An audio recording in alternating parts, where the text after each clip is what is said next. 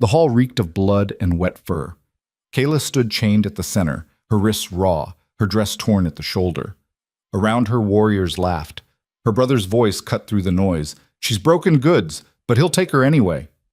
The warlord from the southern wastes circled her like a predator sizing up wounded prey. She didn't flinch. She'd learned long ago that fear only made it worse. Then the doors exploded inward. Cold wind rushed through. A figure stepped into the firelight, tall, scarred, eyes like winter itself. The laughter died. King Draven Kale had arrived. If you want to see how a wolfless girl survives a world built to destroy her, stay until the end. Drop a comment with your city and let me know you're watching. The Thornpack territory sat wedged between cliffs and dead forest, a place where even the wind sounded angry. Kayla had been born here 22 years ago, and she'd bled on this ground more times than she could count. Not in battle, not in glory. Just in the kind of casual cruelty people inflicted when they knew no one would stop them. She knelt in the dirt outside the pack house, scrubbing blood from the stone steps. Her knees ached. Her fingers were cracked and red from the lye soap. The blood wasn't hers this time. 2 wolves had gotten into a dominance fight last night, and someone had to clean up the mess. That someone was always her. Above her, voices drifted from the open window. Her brother Garrick's voice, loud and careless, and their father's, low and dismissive. "She's useless," Garrick said. "No wolf, no strength. She can't even shift. What's the point of keeping her around?" "She has value," their father replied, not defending her, just calculating. "Rowan of the Ashlands is desperate for alliances. He'll take her." Kayla's hand stilled on the brush. Cold water dripped from her fingers. Rowan. She'd heard the name whispered in the kitchens, always followed by words like savage, butcher, madman. He ruled a wasteland pack that survived by raiding weaker territories. He'd gone through 3 wives in 5 years. None of them had lasted long. There were rumors about what happened to them, but no one spoke those rumors above a whisper. "He'll break her in a week," Garrick said, and she could hear the grin in his voice. "Probably. But by then we'll have his support against the northern expansion. That's all that matters." Kayla sat back on her heels, staring at the wet stone. She'd always known this was coming. In a world where strength was the only currency that mattered, she had none. No wolf meant no voice, no power, no future except whatever her family could trade her for. A shadow fell across her. Still scrubbing, "Little ghost?" She didn't look up.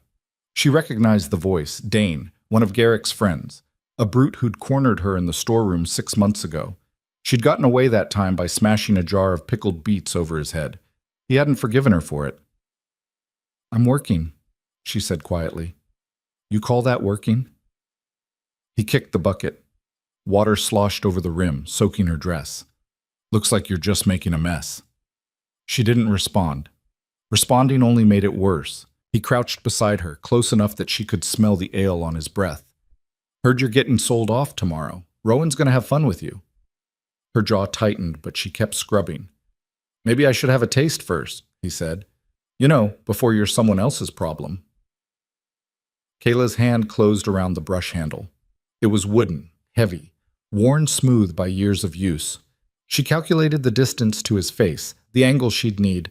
"Dane!" but Garrick's voice from the doorway. Dane stood, grinning. "Just saying goodbye to your sister. Get inside, Father wants you." Dane shot Kayla one last look, a promise, not a threat, then walked away. She exhaled slowly, forcing her hand to unclench. The brush clattered into the bucket. Garrick lingered in the doorway, arms crossed. He was 2 years younger than her, but twice her size, all muscle and attitude. He'd gotten their father's wolf, a massive gray beast that could tear through enemies like paper. Kayla had gotten nothing. "You embarrass us just by existing," he said. Not angry, just matter of fact. "Try not to embarrass us tomorrow, too." He went inside, letting the door slam behind him. Kayla rose, emptying the bucket of filthy water into the weeds. Her reflection wavered in the puddle, dark hair plastered to her head, pale skin, eyes too large for her thin face. Bruises shadowed her cheekbone from where Garrick had shoved her into a doorframe 3 days ago. She'd stopped asking why. There was never a reason, just opportunity. She carried the bucket to the well, refilled it, and started on the next section of steps. The work was mindless. That was the point. If she kept her hands busy, she didn't have to think about tomorrow. But tomorrow came anyway, creeping closer with every scrub of the brush. Inside the pack house, the main hall buzzed with movement. Warriors sharpened blades, checked armor, argued over nothing. The Thorn Pack wasn't large, maybe 60 wolves total, but they were mean. They'd held this territory for 3 generations by being too vicious to displace and too useful as a buffer between larger packs to destroy. Kayla moved along the edges, invisible as always. She'd perfected the art of being overlooked, shoulders hunched, eyes down, steps silent. She slipped into the kitchen where old Marta was chopping vegetables for the evening meal. "Heard you're leaving tomorrow," Marta said without looking up. "Yes. Rowan's a bad one." "I know." Marta's knife paused. She glanced at Kayla, her weathered face softening just slightly. "You could run." "Where would I go?" "Anywhere's better than the Ashlands." Kayla picked up a second knife and started helping with the vegetables. Her hands knew the work. She'd spent more time in this kitchen than anywhere else in the pack house. A wolfless girl alone in the wilderness wouldn't last 3 days. You know that. Marta sighed. "I know." They worked in silence for a while. Then Marta reached into her apron and pulled out a small cloth bundle. "Here, take this." Kayla unwrapped it. Inside was a knife, small, sharp, with a bone handle worn smooth by use. "Marta, I can't." "Yes, you can. Hide it. And if that bastard tries anything, you stick him with it. Aim for the soft parts." Kayla's throat tightened. Marta was the closest thing to kindness she'd known in this place. "Thank you." "Don't thank me. Just survive." Kayla tucked the knife into her boot, feeling its weight settle against her ankle. It wasn't much, but it was something. That evening, Kayla was summoned to the main hall. The room was packed. Word had spread. The whole pack wanted to see the wolfless daughter handed off like livestock.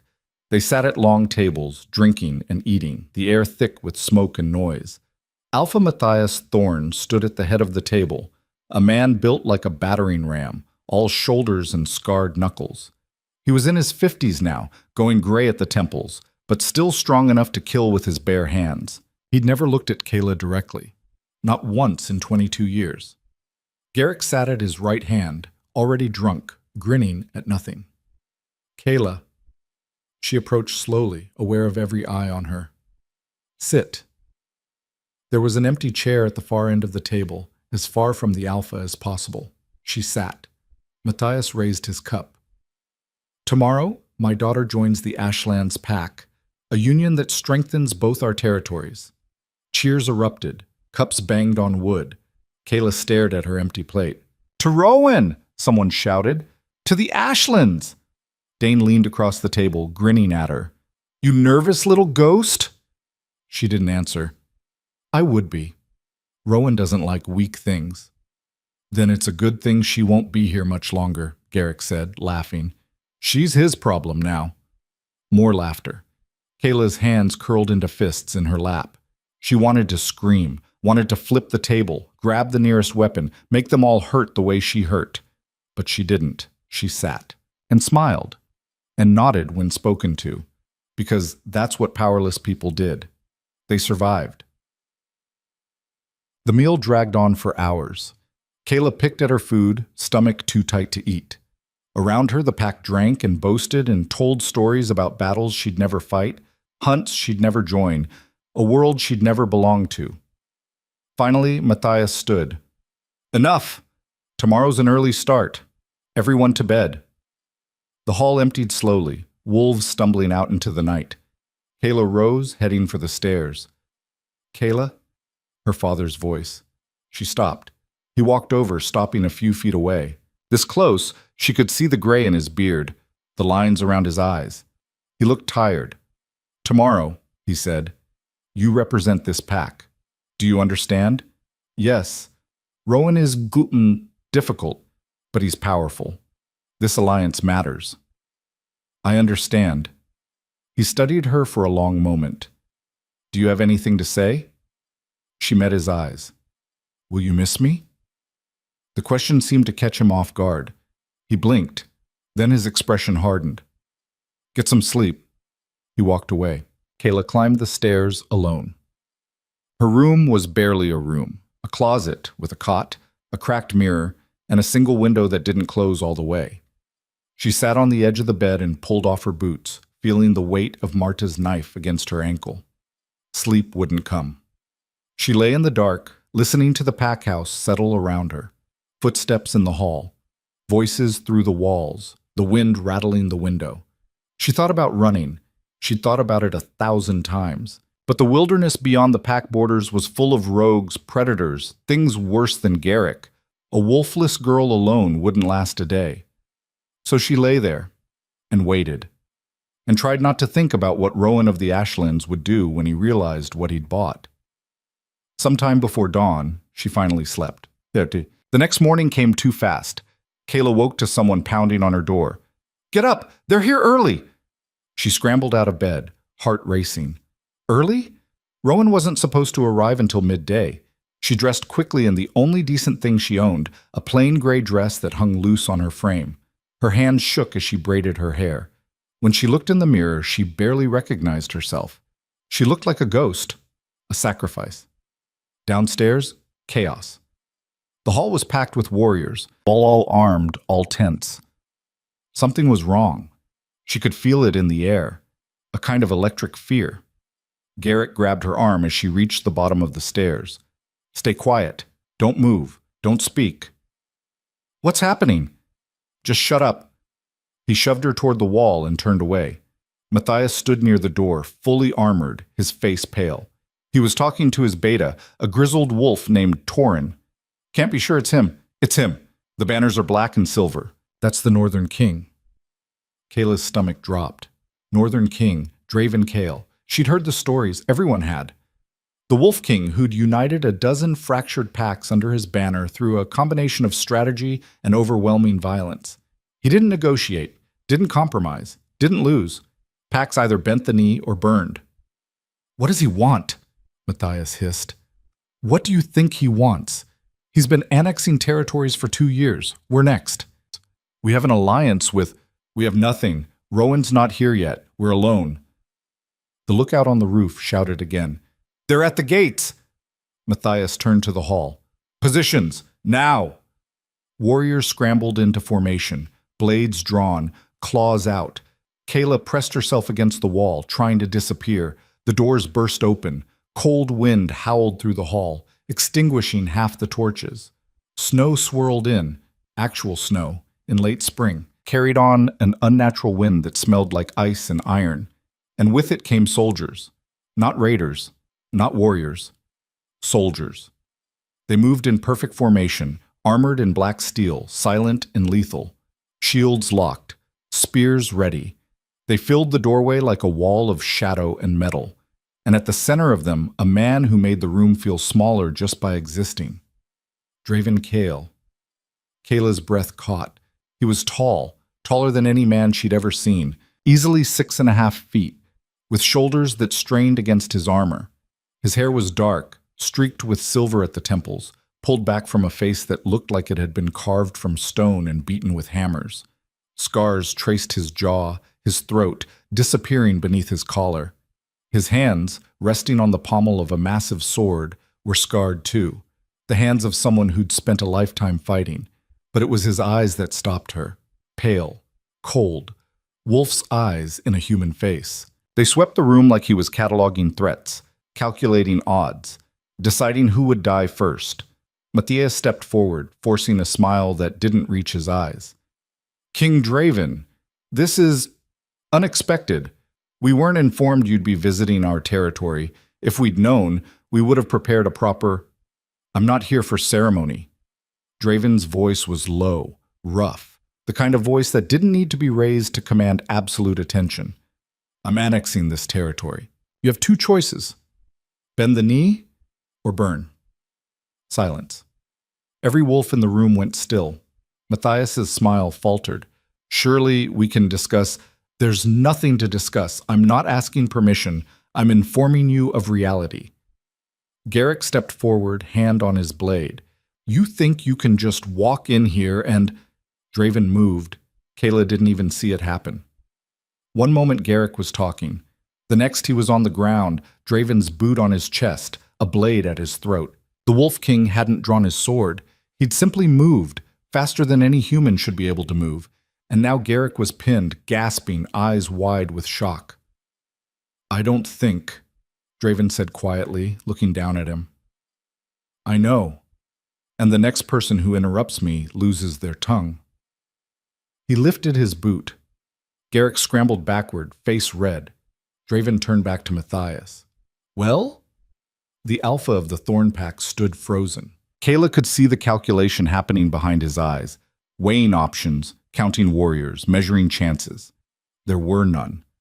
Draven had brought maybe 30 soldiers. Matthias had 50 wolves in the room. But numbers didn't matter. Everyone here could feel it, the raw, overwhelming presence of the man standing in their hall. This wasn't someone you fought. This was a force of nature. Matthias's shoulders sagged. Slowly, he dropped to one knee. A ripple went through the room. One by one, the wolves knelt. Some quickly, some reluctantly. But they knelt. Except Kayla. She stood frozen against the wall, watching. She wasn't part of this. She was cargo, property. She didn't kneel because no one had told her to, and she'd learned long ago not to draw attention. But somehow, in a room full of kneeling warriors, Draven's gaze found her. He stared. She stared back. For a heartbeat, the world narrowed to just that. Two people looking at each other across a hall full of fear and submission. His eyes were strange up close. Not just cold, sharp, like he was seeing through her skin to something underneath. Then he looked away, turning back to Matthias. Smart choice. My soldiers will occupy the territory. Your warriors will disarm and assemble in the courtyard within the hour. Anyone who resists will be executed. Is that clear? Yes, my lord. Good. Draven started to turn, then stopped. His gaze swung back to Kayla. Who is she? Matthias rose slowly. My daughter, my lord. She's promised to another alpha. The arrangement is already... No, Draven said. Matthias blinked. My lord? Draven walked toward her, every step deliberate, measured, like a wolf approaching something wounded. The crowd parted. Kayla's heart hammered. She wanted to move, to run, but her legs had locked in place. He stopped directly in front of her. Up close, he was overwhelming, radiating heat and danger and something else she couldn't name. Power, maybe. Or certainty. What's your name? He asked. Her mouth was dry. Kayla. Kayla. He said it like he was testing the shape of it. Do you have a wolf? The hall went absolutely silent. She could lie. She should lie. But something in his eyes told her he'd know, that he already knew. No. A ripple of shock ran through the room. Gasps, whispers. Garrick laughed, a nervous, ugly sound. She's defective, my lord. Not worth your... Draven's hand shot out, gripping Garrick by the throat and lifting him off the ground. Garrick's feet kicked. His hands clawed at Draven's wrist. His face turned red, then purple. Speak again, Draven said softly, holding him there like he weighed nothing, and I'll rip your tongue out through your throat. He opened his hand. Garrick collapsed, gasping and choking. Draven turned back to Kayla like nothing had happened. You're coming with me. Her brain stuttered. What? Pack your things. We leave in an hour. You can't... Matthias started forward. She's promised to Rowan of the Ashlands. The agreement is void. Draven's voice cut like a blade. She's mine now. But the alliance... You don't have alliances anymore. You have me, and I'm taking her. Kayla found her voice. I don't understand why... You don't need to understand. You need to obey. He looked at her, and something flickered in his expression, too fast to read. 1 hour. Don't make me wait. He walked away, his soldiers closing ranks around him. The hall exploded into whispers. Matthias grabbed Kayla's arm, dragging her toward the stairs. His grip was iron. Do you have any idea what you've done? I didn't do anything. He wants you. Why does he want you? He shook her. What did you say to him? Nothing. I said nothing. You're worthless. You're broken. Why would the Wolf King... He released her suddenly, stepping back. It doesn't matter. Go. Pack. And whatever he asks, you do it. Do you understand me? You do not ruin this. Ruin what? You were selling me anyway. His hand cracked across her face. The slap echoed in the stairwell. Kayla's head snapped to the side. Heat bloomed across her cheek. You were a transaction, Matthias said coldly. Now you're a hostage. The only value you've ever had is what someone else sees in you. So whatever he sees, you give it to him, or we all pay the price. He walked away. Kayla stood there, hand pressed to her burning cheek, tasting blood where her teeth had cut her lip. Then she climbed the stairs.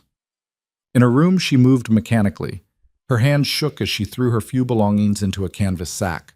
A spare dress. A comb. The book she'd stolen from the library years ago. A collection of old legends about wolf queens and border wars. Marta's knife still tucked in her boot. That was it. 22 years of life fit into one bag. She sat on the bed, staring at nothing. Why did he want her? It didn't make sense. She was nobody. Nothing. A defect in a world that valued strength above all else. Unless he was like Rowan. Unless he just wanted something to break. Her stomach twisted. A soft knock at the door. Marta stepped in, her face drawn.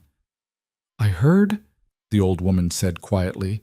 I don't know what's happening. Neither do I, but... Marta sat beside her. Listen to me. That man down there. He's not like the others. I've heard stories. He's brutal when he needs to be, but he's not cruel. Do you understand the difference? No. Cruel is hurting because you enjoy it. Brutal is hurting because it's necessary. Your brother is cruel. Your father is cruel. The Wolf King. She hesitated. I don't know what he is, but if he wanted to hurt you, he'd have done it already. Then what does he want? I don't know, but maybe this is better than Rowan. Kayla laughed bitterly. How? Because you're still breathing, and as long as you are, you've got a chance. Marta stood, kissed the top of her head, and left. Kayla sat alone until someone pounded on the door. Time's up! Move! She grabbed her bag and walked downstairs. Outside, the courtyard was filled with soldiers and horses. Snow still fell, blanketing everything in white. The Thornpack warriors stood in a cluster, disarmed and guarded, watching in sullen silence. Draven stood near a massive black warhorse, speaking with one of his commanders. He looked up as Kayla approached. That's everything? She nodded, holding up her pathetic little bag. He stared at it for a moment, then at her. Something shifted in his expression, not quite sympathy, but close. Can you ride? He asked. Not well. Then you'll ride with me. Come here. She approached slowly. The horse was enormous, easily 17 hands with eyes that gleamed with intelligence. Draven swung into the saddle in one smooth motion, then reached down. Kayla stared at his outstretched hand. Scarred, strong, steady. Behind her, the packhouse door opened. Garrick stood there, glaring, one hand still rubbing his throat. She took Draven's hand. He pulled her up like she weighed nothing, settling her in front of him in the saddle. His arm locked around her waist, solid, unyielding, warm through the cold. Comfortable? He asked. No. A sound that might have been a laugh. Honest. Good. He called out to his soldiers. Move out! The horses surged forward. Kayla looked back once. The packhouse shrank into the snow, Garrick's figure getting smaller and smaller until the storm swallowed him whole. Everything she'd known. The beatings, the hunger, the loneliness, the fear. It was all disappearing behind her. And ahead. She had no idea. Draven's arm tightened slightly as they hit a rough patch of road. Hold on, he said quietly. She gripped the saddle, feeling the horse's powerful muscles beneath her, feeling the Wolf King's heartbeat against her back, steady, unhurried, calm. Where are we going? She asked. North. Why did you take me? Silence. For a moment she thought he wouldn't answer. Then, Because everyone in that room saw you as worthless. And I don't trust the judgment of cowards. Kayla twisted to look at him. You don't even know me. His pale eyes met hers. Not yet. The snow fell harder. The horses pressed on, and somewhere deep in her chest, beneath the fear and confusion, something small and stubborn flickered to life. She'd been taken, claimed, stolen from one monster and given to another. But for the first time in her life, someone had looked at her and seen something other than a mistake. She didn't know if that was better or worse, but she was going to find out. The journey north took 4 days. 4 days of riding through forests that grew darker and colder with each mile. 4 days of sleeping on frozen ground with soldiers who wouldn't look at her. 4 days of silence from the man whose arms stayed locked around her waist during every waking hour. Draven didn't speak much. When he did, it was to his commanders, short, clipped orders about routes and supply lines. He never explained where they were going or what he planned to do with her. And Kayla didn't ask. She'd learned young that curiosity got you hit. But she watched. She noticed things. The way his soldiers moved with mechanical precision, like pieces on a game board. The way they treated him, not with fear exactly, but with something deeper. Reverence, maybe? Or absolute certainty that he'd never lead them wrong. The way he sat a horse, utterly still, utterly relaxed, like violence was just another comfortable position. And the way he held her, not roughly, not gently either, just securely, like she was cargo that needed protecting but didn't deserve explanation. On the third night, they made camp in a clearing surrounded by pine trees. Kayla sat near the fire, wrapped in a blanket someone had given her, trying to get warm. Her fingers were numb. Her feet ached. She wasn't built for this kind of travel. One of the soldiers, a woman with a braided scar across her jaw, dropped a bowl of stew in her lap. Eat. Kayla looked up. Thank you. The woman grunted and walked away. The stew was thin but hot. Kayla ate slowly, feeling eyes on her from around the camp. The soldiers didn't talk to her, barely looked at her, but she could feel their curiosity, their judgment. What's the king doing with a wolfless girl? Why her? What's wrong with her? She finished eating and set the bowl aside, pulling the blanket tighter. Across the fire, Draven stood with 3 of his commanders, studying a map spread across a flat rock. Firelight carved shadows across his face. The eastern route's faster, one of the commanders said, but we'd have to pass through Reed territory. They bent the knee 2 months ago, another said. It's ours now. Bending the knee doesn't mean loyalty. Draven's finger traced a line on the map. We go west. I'd rather take an extra day than walk into an ambush. You think Reed would be that stupid? I think desperate men do stupid things. We go west. The commanders nodded and dispersed. Draven rolled up the map and finally looked at Kayla. He crossed the camp and sat down on a log near her. Not close, but closer than he'd been since they left. You're quiet, he said. I don't have anything to say. Most people talk when they're nervous. I'm not most people. A slight curve of his mouth, almost a smile. No, you're not. Silence settled between them. Kayla stared into the fire, feeling the heat on her face. Why did you take me? She asked quietly. I told you. You said everyone else saw me as worthless. That's not a reason. That's an observation. He was quiet for a long moment, then, you stood when everyone else knelt. She blinked. I wasn't trying to defy you. I know. That's what made it interesting. He leaned forward, elbows on his knees. Everyone in that room fell to their knees the second I applied pressure. Your father, your brother, 50 trained warriors. But you, he looked at her. You just stood there, watching, thinking. I was scared.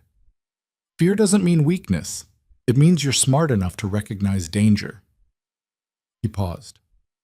What were you thinking in that moment? Kayla considered lying, then decided against it. I was thinking you were going to kill someone, and I was trying to figure out who. And? My brother. Probably. That almost smile again. Good instincts. He stood, brushing off his pants. Get some sleep. We reach the fortress tomorrow. He walked away, leaving Kayla alone by the fire.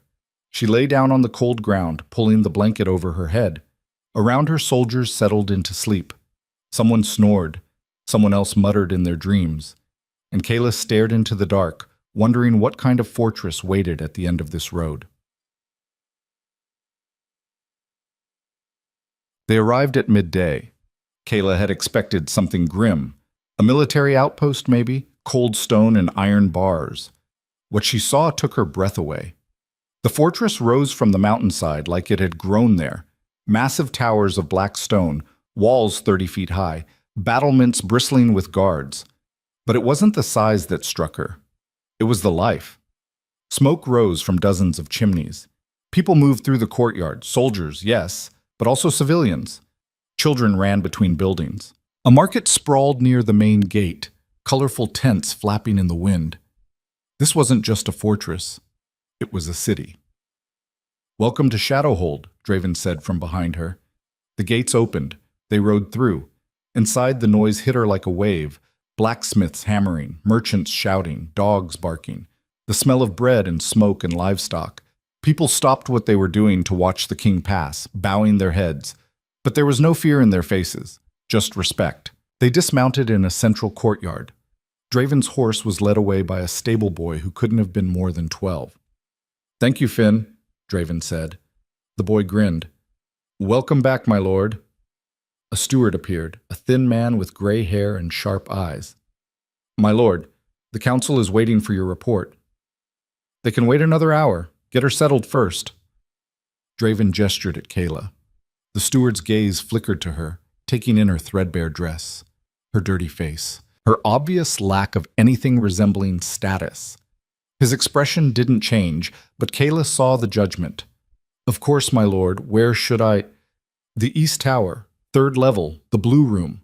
The steward's eyebrows rose slightly. "My lord, that's—" "I know what it is. That's where she goes." "As you wish." Draven turned to Kayla. "Elias will show you to your room. Get cleaned up. Eat. Rest.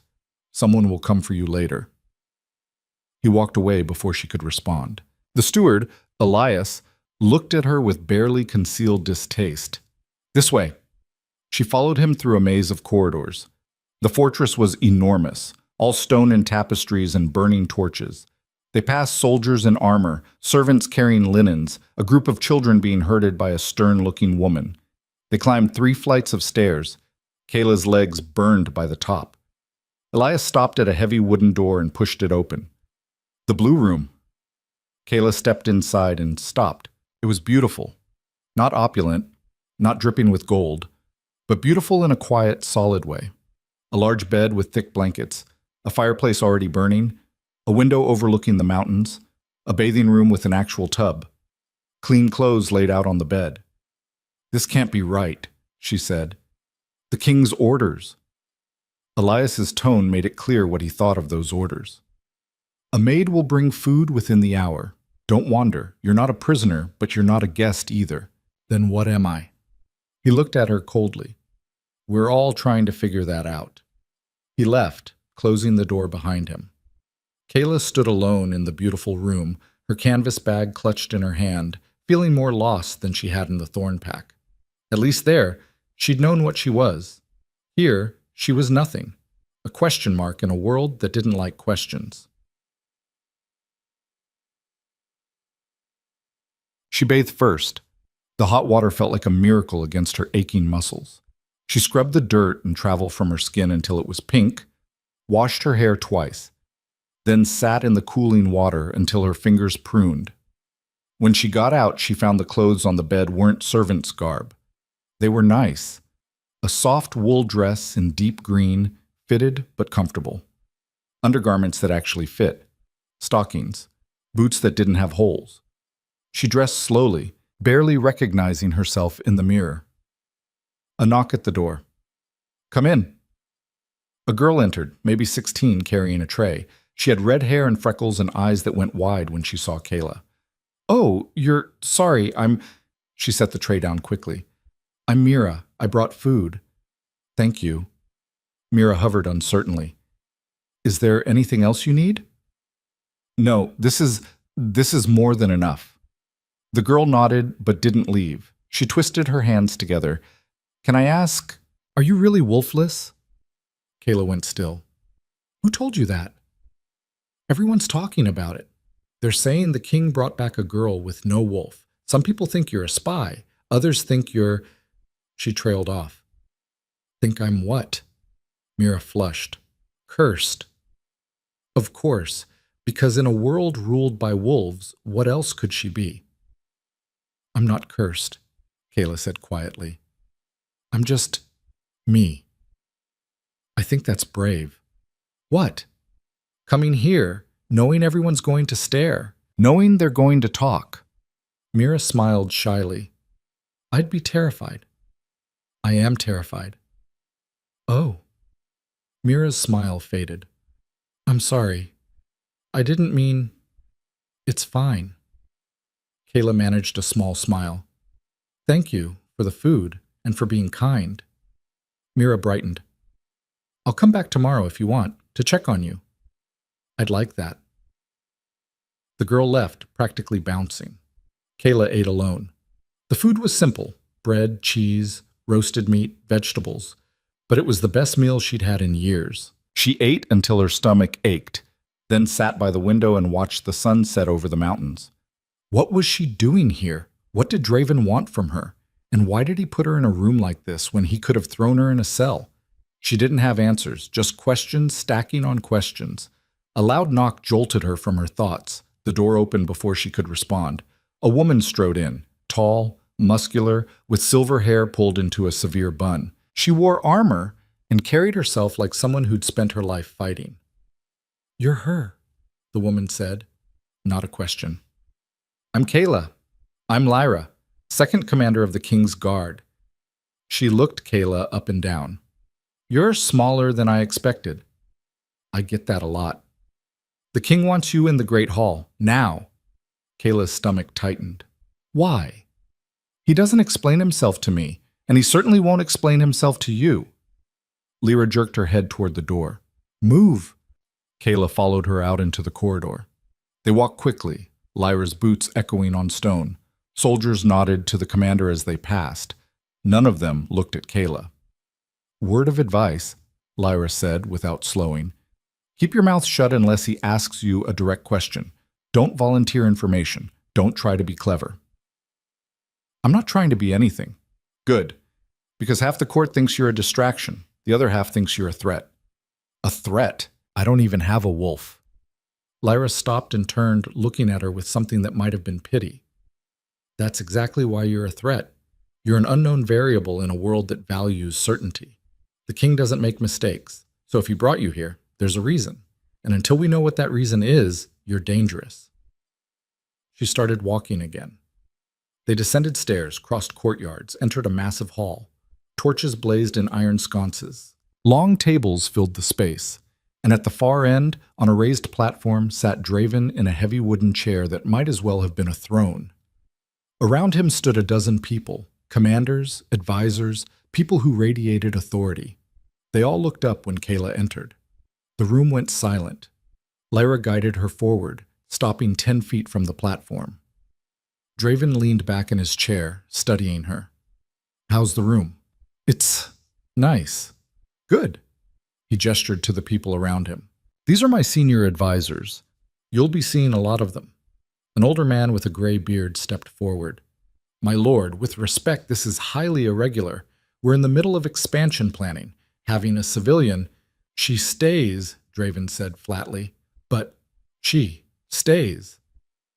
His tone didn't rise. It didn't need to. Anyone have a problem with that? Silence. A woman in dark robes spoke up. What's her function here? That's what we're going to find out. Draven looked at Kayla. You're observant. You notice things. I saw it in your father's hall. You were watching, analyzing, staying 2 steps ahead. I was trying to survive. Exactly. That's a skill. He stood, walking down from the platform.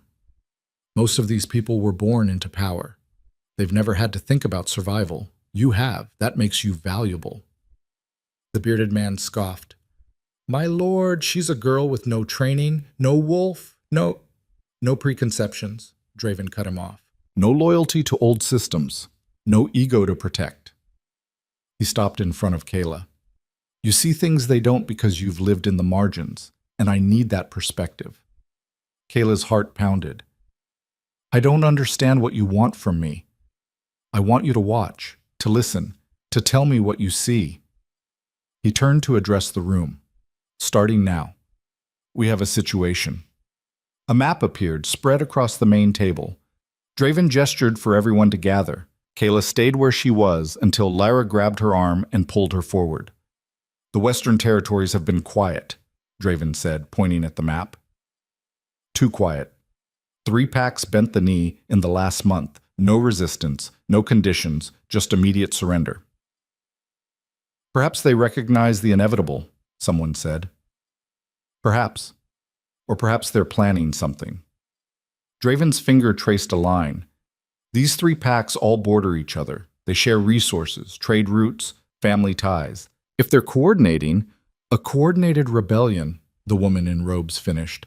Exactly. The bearded man shook his head. We have no evidence of that, just suspicion. Suspicion keeps you alive. Draven looked around the table. Thoughts? People started talking. Arguments flowed. Someone suggested sending spies. Someone else wanted immediate military action.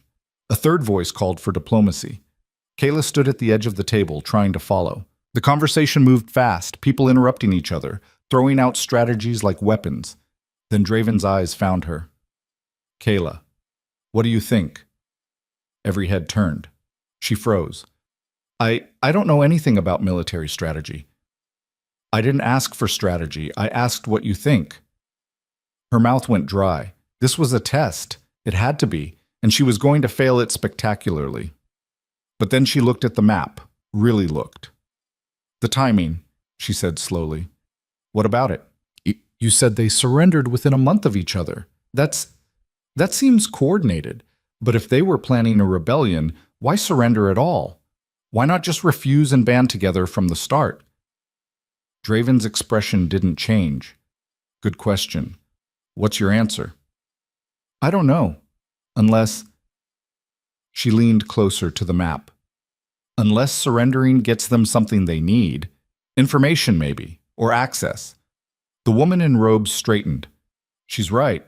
If they bend the knee, our soldiers occupy their territories. They see our numbers, our supply routes, our vulnerabilities. They're gathering intelligence, Lyra said slowly, for a coordinated strike. The room erupted in conversation. Draven held up a hand. Silence fell.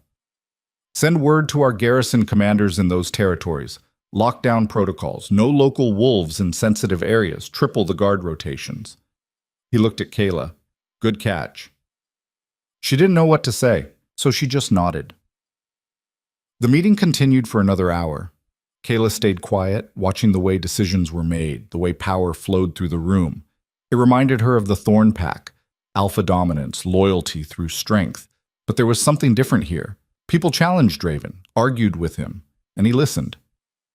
Finally, he dismissed everyone.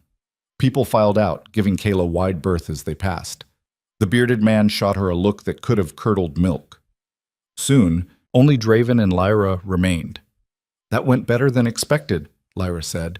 She held her ground. Half the council thinks you've lost your mind. Let them think what they want. He turned to Kayla. You did well. I barely said anything. You said enough. The right thing at the right time. That's harder than it sounds. He picked up a goblet from the table, swirled the wine inside. But now they're watching you. Some of them are hoping you'll fail. Others are waiting for you to prove you're a threat. I'm not a threat to anyone. You're a disruption. In a rigid system, disruption is dangerous. He took a sip. So be careful. Trust no one, especially the ones who smile. What about you? He almost smiled. I'm not smiling. Lyra cleared her throat. I'll escort her back. They left the hall together. The fortress was quieter now, torches burning low, most people asleep. As they climbed the stairs to the east tower, Lyra spoke without looking at her. You surprised me today. How? You didn't panic, didn't freeze. Most people would have. I've had practice being terrified and functional at the same time. Lyra stopped at her door. The king sees something in you. I don't know what yet, but he doesn't make mistakes about people. She paused. Don't make him regret this. She walked away, leaving Kayla alone in the corridor. Inside her room, Kayla locked the door and leaned against it, heart still racing. She'd survived day one. Barely. But tomorrow would come. And the day after. And eventually these people would figure out she didn't belong here, unless she figured out how to make herself indispensable first. She climbed into bed, pulling the blankets around her, and tried to sleep. But her mind kept circling back to the meeting, to the map, to the way Draven had looked at her when she spoke. Like she mattered, like she was more than cargo. And for the first time in her life, someone believed she had value. She just had to prove they were right. She just had to prove they were right. The problem was, nobody wanted her to. 3 weeks passed. 3 weeks of sitting in council meetings where men twice her age stopped talking when she entered. 3 weeks of eating alone in the great hall while warriors whispered and pointed. 3 weeks of Mira's cheerful visits being the only kindness in a fortress that tolerated her presence but wanted her gone. Kayla learned quickly. She learned that Lord Brennan, the bearded man from the first meeting, led the faction that viewed her as an insult to tradition. She learned that Commander Lara kept her opinions hidden behind military precision. She learned that Draven's inner circle was split down the middle, half waiting for her to prove useful, half waiting for her to fail. And she learned that being noticed by the king came with a price. Women in the fortress gave her cold stares. Men ignored her entirely. The few who did speak to her did so with barely concealed contempt. She was an outsider, wolfless, a pet project of a king who didn't explain himself. But she watched, she listened, she took notes in her head, and slowly, patterns emerged. Supply shipments arrived late. Guard rotations had gaps. Messages from the Western territories were vague, stripped of useful detail. Small things. Easy to miss if you weren't looking. But Kayla had spent her whole life in the margins, watching powerful people miss what was right in front of them. On the morning of the 22nd day, she woke to shouting. She threw on a robe and opened her door. Soldiers ran through the corridors. Somewhere below, a bell clanged. Deep, urgent, wrong. Mira appeared, face pale. You need to stay in your room. What's happening? Attack. The Western packs. They're moving. All three at once. Kayla's stomach dropped. When? Now. They hit our garrisons an hour ago. Mira grabbed her arm. Please, stay here. Lock the door. She ran off before Kayla could respond. Kayla stood in the doorway, heart pounding. She could stay. She should stay. She was nobody. She had no wolf. She couldn't fight, but she could think. She dressed quickly and headed downstairs. The Great Hall was chaos. Maps covered every table. Commanders shouted orders. Soldiers assembled in the courtyard outside, armor clanking, weapons drawn. Draven stood at the center of it all, issuing orders with mechanical precision. Send the 3rd Battalion to reinforce the northern garrison. Pull the reserves from... He looked up and saw her. His expression hardened. Get her out of here. Lara materialized at Kayla's side. Come on. Wait. Kayla pulled free. I need to tell you something. Not now, Draven said. It's about the attack. I said not now. He turned back to the map. Lord Brennan stepped forward, sneering. See? This is what happens when you bring distractions into a war room. Get the girl out before... They're not attacking to win, Kayla said loudly. The room went silent. Draven's head turned slowly. What did you say? Her mouth was dry, but she pushed forward. The Western packs. They're not attacking to win. They can't. They don't have the numbers. She doesn't know what she's talking about, Brennan snapped. Let her speak. Draven's voice cut like a blade. Kayla stepped closer to the table, looking at the map. 3 red markers showed where attacks were happening.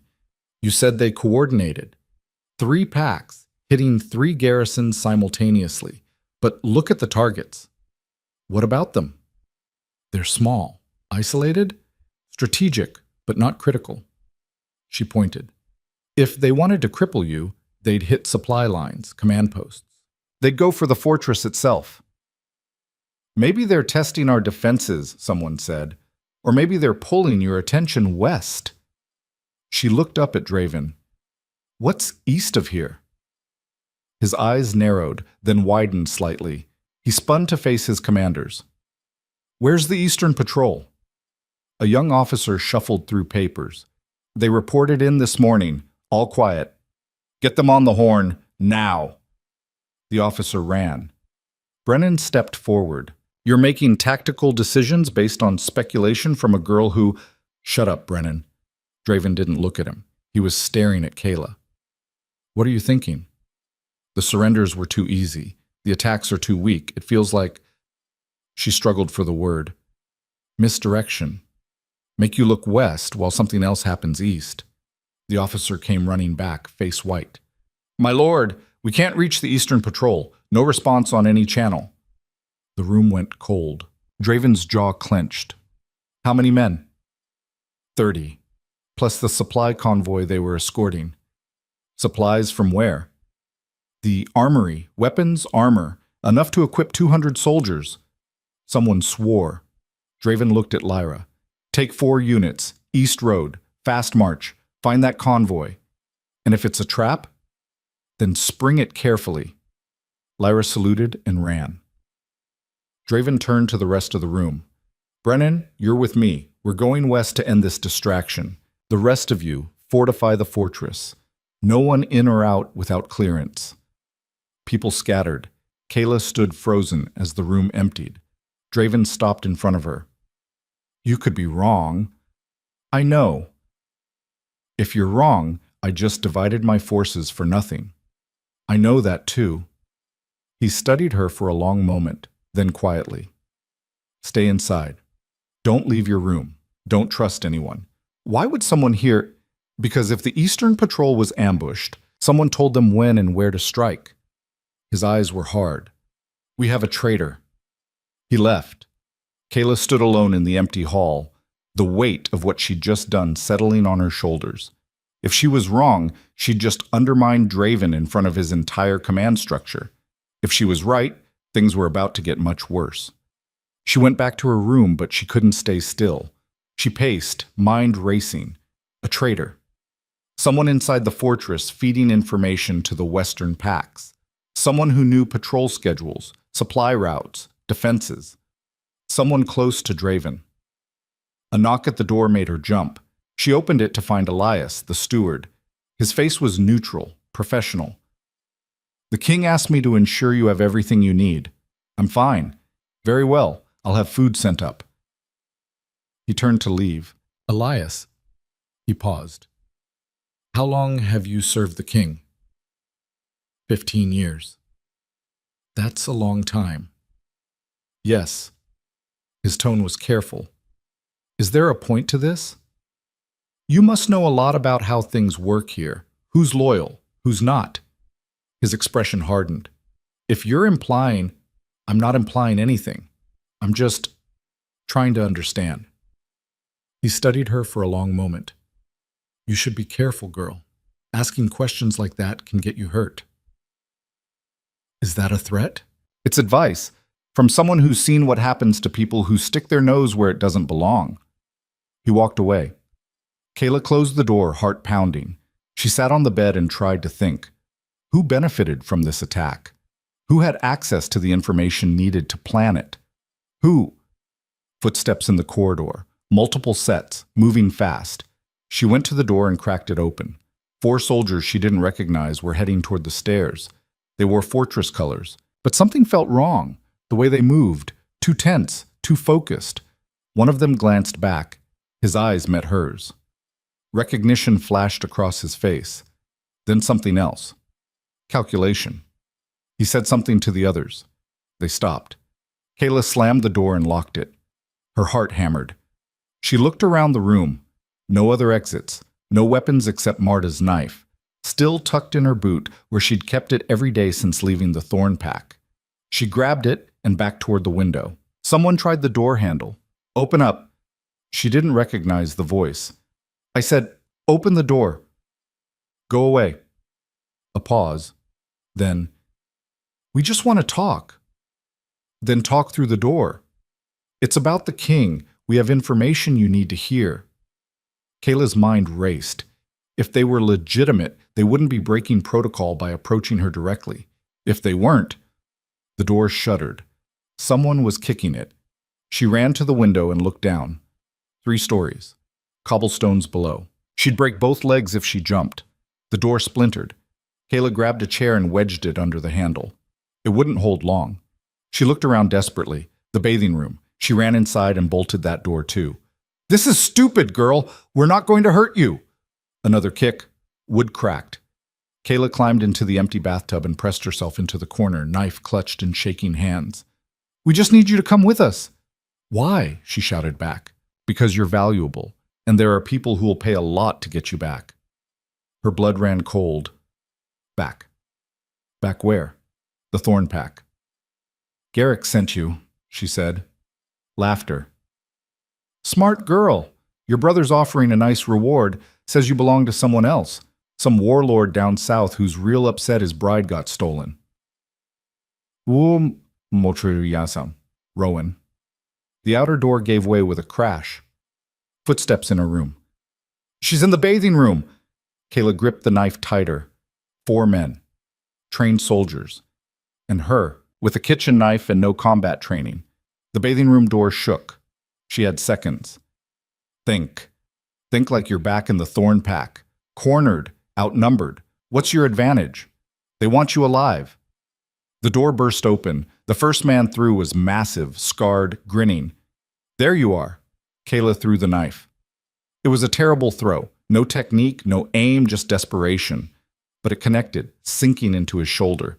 He roared, stumbling back. She didn't wait. She grabbed the ceramic water pitcher from the shelf and smashed it over the second man's head as he came through the door. He went down. The third man caught her arm. "Enough!" She bit his hand. He screamed and shoved her back. She hit the wall hard, stars exploding across her vision. The first man pulled the knife from his shoulder, blood streaming down his arm. "You little—" "Stop!" The voice came from the doorway. Everyone froze. Lyra stood there, sword drawn, expression colder than winter. "Step away from her." The wounded man laughed. "This isn't your business, Commander." "The girl is under the king's protection. That makes it my business. We're just following orders." "Whose orders?" Silence. Lyra's blade didn't waver. "I'll ask once more. Whose orders?" The man looked at his companions. Some silent communication passed between them. Then they moved. Lyra was faster, her sword blurred. The first man went down with a scream, clutching his leg. The second barely got his weapon up before she disarmed him and put him on the ground. The third and fourth rushed her together. Kayla scrambled out of the bathing room, her head still spinning. She had to help, had to do something. She grabbed a broken chair leg and swung it at the nearest man's knee. He dropped with a howl. Lyra finished the last one with a punch that sounded like breaking wood. Silence. 4 men on the ground, 1 unconscious, 3 groaning. Lyra grabbed the wounded one by the throat. "Who sent you?" "I don't—" She squeezed. "Don't lie to me. We were just supposed to grab her. Bring her to the south gate. Someone would meet us." "Who?" "I don't know. We got paid through a third party. That's all I know." Lyra dropped him. She turned to Kayla. "Are you hurt?" I'm fine." "Good. Come with me. Now." They ran. Down the stairs, through corridors, past confused servants and startled guards. Lyra moved with absolute certainty, one hand on her sword, the other gripping Kayla's wrist. They burst into the great hall. It was empty except for one person. Lord Brennan stood near the map table, looking surprised to see them. "Commander, I thought you were—" Lyra's sword was at his throat before he could finish. "Don't move." His eyes widened. "What are you—" 4 men just tried to abduct the girl. They said they were meeting someone at the south gate. Lyra's voice was ice. "You're the only senior advisor who stayed behind when the king left." "That doesn't mean—" "Where were you 10 minutes ago?" "In my quarters." "Convenient. This is insane. I'm loyal to—" "Then you won't mind if we search your quarters." His face went pale. Lyra smiled without humor. "Thought so." She whistled sharply. Guards appeared from side doors. Loyal ones, Kayla realized. Lyra had planned this. take him. Lock him in the lower cells. No visitors. You can't do this. Brennan struggled as guards grabbed him. The king will hear about this. I'll have your head. The king will hear about it, Lyra agreed. From me. They dragged him away, still shouting. Lyra lowered her sword and turned to Kayla. You're either the luckiest girl alive or someone up there likes you. How did you know? I didn't. Not for sure. But I've been watching Brennan for weeks. Small things, meetings that ran long, messages sent at odd hours. I couldn't prove anything. She paused. Then I got your warning about the East. It made sense. Too much sense. So I pretended to leave, then doubled back. You used me as bait. Would you rather I let them take you? Kayla couldn't argue with that. Horns sounded from outside, deep, urgent. Lyra's head snapped up. That's the return signal. They ran to the courtyard. Draven rode through the gates, armor spattered with blood. Behind him, soldiers carried wounded. But they were alive. And they looked victorious. He dismounted and saw Lyra. Report. Eastern convoy was ambushed. We recovered it. Lost 6 men. Killed 32 rebels. And the Western attacks? Diversions, like the girl said. We crushed them in under an hour. Draven nodded. Then his eyes found Kayla. You're bleeding. She touched her temple. Her fingers came away red. She'd hit the wall harder than she thought. I'm fine. What happened? Lyra stepped forward. 4 soldiers tried to abduct her, paid by an outside party. They were supposed to deliver her to the south gate. Where are they? 3 in custody, 1 in the infirmary. And Brennan? Lyra's expression was grim. In the cells. I believe he's the leak. Draven went very still. You're certain? No, but I'm suspicious enough to lock him up until you can question him yourself. He looked at Kayla. Did he hurt you? No, Lyra got there first. Something shifted in his face, not quite relief, something fiercer. He turned to his assembled soldiers. Lock down the fortress, full security protocols. I want every person in this compound accounted for, and someone bring me Brennan. Guards scattered. Draven walked toward the hall, then stopped and looked back at Kayla. You, with me. She followed. Inside, he poured 2 cups of wine and handed her one. She took it with shaking hands. Drink. She did. It burned going down. You were right, he said quietly. About the Eastern convoy, about the misdirection. If you hadn't spoken up, we'd have lost those supplies, possibly more. I could have been wrong. But you weren't. He studied her. You saw the pattern. You trusted your instincts. That takes courage. I was terrified. Fear and courage aren't opposites. They're partners. He drank. You saved lives today, Kayla, including your own. Lyra saved me. After you fought 4 trained soldiers with a knife and a chair leg. A ghost of a smile. Marta taught you well. She blinked. How did you... I know everything that happens in my territories, including what happens in my enemies' kitchens. He set down his cup. The question now is what to do with you. Her stomach tightened. What do you mean? You've proven you're not just observant. You're strategic, brave, useful. He paused. But you're also a target. Your brother wants you back. Rowan wants you back. And now my enemies know you're valuable to me. That makes you a liability. So you're sending me away. I'm considering it. The words hit harder than she expected. Where would I go? Somewhere safe, quiet, where no one knows your name. You mean somewhere I'd be useless? His eyes sharpened. I mean somewhere you'd be alive. I didn't survive this long just to hide. The words came out harder than she intended. You brought me here because you saw something. You said I was valuable. Was that a lie? No. Then let me be valuable. She stepped closer. I don't have a wolf. I can't fight armies, but I can think. I can see patterns. You can die. His voice was sharp. You almost did today. And I'll almost die again tomorrow. That's what life is here. That's what it's always been for me. She met his eyes. The only difference is whether I die for nothing or die for something that matters. Silence stretched between them. Finally he spoke. If you stay, it gets harder, not easier. You'll be tested, challenged. There are people in this court who will do anything to see you fail. Let them try. He studied her for a long moment, then nodded slowly. All right, you stay, but on one condition. What? You train, combat, strategy, everything. If you're going to be in the middle of this, you're going to be prepared. I don't have a wolf. I can't. You don't need a wolf to fight. You need skill, discipline, intelligence, all of which you already have. We just need to sharpen them. He held out his hand. Kayla looked at it, scarred, strong, offering her something she'd never had, a choice. She took it. Good, he said. We start tomorrow. Footsteps echoed. Guards entered, dragging Brennan between them. His face was bruised, his clothes torn. They threw him at Draven's feet. The king looked down at the man who'd served him for years. Did you do it? Brennan's jaw worked. Then, slowly, he nodded. Why? Because you're destroying everything. Brennan's voice was hoarse. The old ways, the traditions, the hierarchy that kept us strong.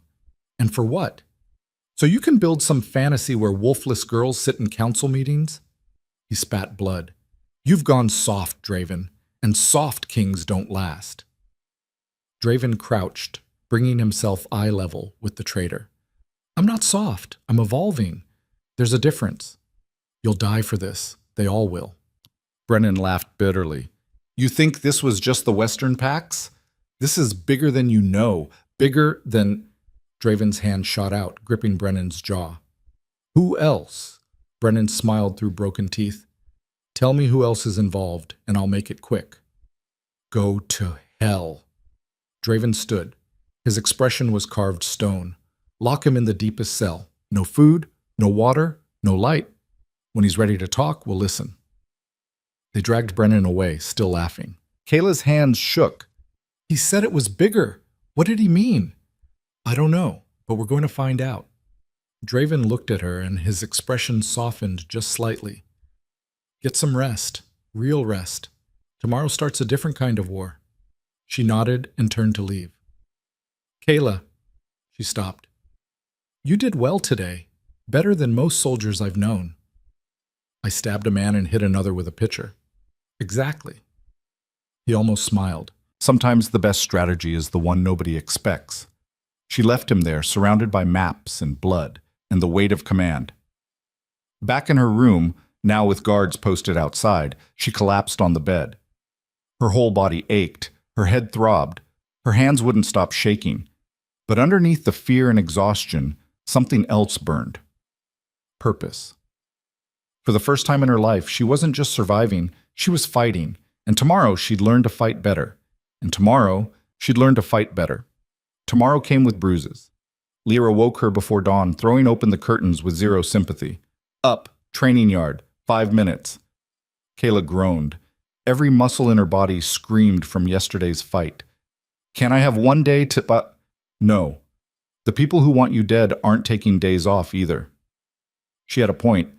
The training yard sat in the northern corner of the fortress, a flat expanse of packed dirt surrounded by stone walls. When Kayla arrived, a dozen soldiers were already there, running drills in the pre-dawn gray. They stopped when they saw her. Lyra ignored the stares. We're starting with basics. Footwork, balance. How to not die when someone bigger than you wants to kill you. Inspiring. I'm not here to inspire you. I'm here to keep you alive long enough to be useful. Lyra tossed her a wooden practice sword. Show me your stance. Kayla held the sword awkwardly. She'd never held a weapon longer than a kitchen knife. Lyra walked around her, frowning. You're too stiff. Loosen your shoulders. Bend your knees. Lower your center of gravity. Kayla adjusted. Better. Now swing. She swung. The sword wobbled through the air like a drunken bird. One of the watching soldiers snorted. Lyra shot him a look that could peel paint. Something funny, Marcus? No, Commander. Good, because you're sparring with her next. His smile died. For the next 2 hours, Lyra drilled her mercilessly. Footwork, balance, how to block, how to dodge, how to use an opponent's weight against them.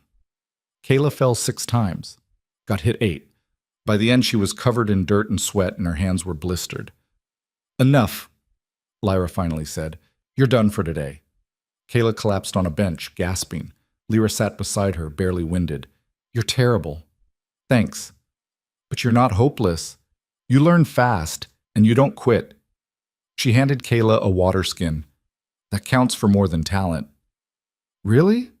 "No. Talent's still better, but it's something." Lyra stood. "Same time tomorrow. Don't be late." She walked away, barking orders at the other soldiers. Kayla sat there, too exhausted to move. Her whole body hurt. She smelled like a stable, and she was pretty sure she'd pulled something in her shoulder, but she'd survived. A shadow fell across her. She looked up to find Marcus, the soldier who'd laughed. He was young, maybe 25, with a scar through his eyebrow. "You did all right," he said grudgingly. "I fell 6 times. "Yeah, but you got up 7. He shrugged. "Most nobles would have quit after the first knockdown, cried to the king, demanded we go easier. I'm not a noble." "No, you're something else." He studied her. "The commander doesn't waste time on lost causes. If she's training you, it's because she thinks you've got a shot." "A shot at what?" "Not dying horribly." He grinned. "See you tomorrow." He jogged off to rejoin his unit. Kayla sat alone in the empty yard, watching the sun rise over the fortress walls. Around her, Shadowhold was waking up, smoke rising from chimneys, voices calling out, the steady rhythm of a city built for war. She didn't belong here. But maybe, if she worked hard enough, bled enough, proved herself enough, maybe she could earn her place. She stood, wincing, and headed back to clean up. Training became routine. Every morning before dawn, every evening after council meetings. Lyra was relentless, pushing her harder each day. Swords, daggers, hand-to-hand, strategy. But it was the council meetings where Kayla's real training happened. With Brennan locked away, Draven had restructured his inner circle. New advisors were brought in, old ones were watched closely, and Kayla was given a seat at the table, not at the head, not in any position of formal power, but present, watching, learning. At first, people ignored her. Then they started testing her. "What do you think, girl?" Lord Corwin would ask, smirking. "Should we raise taxes or lower them?" It was always a trap, always designed to make her look foolish. Kayla learned to think before speaking, to ask questions instead of giving answers, to expose the flaws in their logic rather than propose her own solutions. And slowly, grudgingly, some of them started listening. 2 months after the Western attack, everything changed. A messenger arrived at dawn, covered in road dust and blood. Kayla was in the training yard when the alarm bells rang. She ran to the Great Hall with Lyra, both of them still in training gear. Draven was already there, reading a message. His face was stone. "What happened?" Lyra asked. He looked up. "The Southern Territories are mobilizing. 10 packs. They're forming an alliance." Silence. 10 packs. That was thousands of wolves. "Who's leading them?" Lyra asked. Draven's jaw tightened. "Rowan of the Ashlands." Kayla's blood went cold. "He's demanding the return of his bride." Draven's eyes found hers. "You." The room erupted. Advisors talked over each other. Someone suggested negotiation. Someone else wanted immediate military action. Kayla stood frozen, unable to process what she was hearing. Rowan was coming for her. "We can't go to war over a girl," Lord Corwin said. "Not against 10 packs." "She's under my protection," Draven said flatly. "Then unprotect her. Send her back. Apologize. Make peace." "I don't apologize for doing what's right." "Right?" Corwin's voice rose. "You're risking everything, this entire dominion, for a wolfless girl who has no strategic value." Kayla found her voice. "Then give me to him." Every head turned. Draven's expression went dangerous. "No. If I'm the problem, remove me. I'm not worth a war." "That's not your decision to make." "It's my life." She stepped forward. "Let me go. I'll tell Rowan I came willingly. You'll do nothing." Draven's voice cut like a whip. "Sit down." She sat. He turned to the room. "Rowan isn't doing this because he wants a bride. He's doing this because he sees weakness. If we give in now, every pack in the South will know they can make demands and will fold." "So what do you suggest?" Lyra asked. We refuse, and we prepare for war. Corwin shook his head. This is madness. This is leadership. Anyone who doesn't like it can leave. No one moved.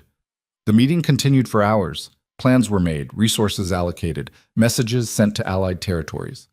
Through it all, Kayla sat silent, a knot of guilt twisting in her stomach.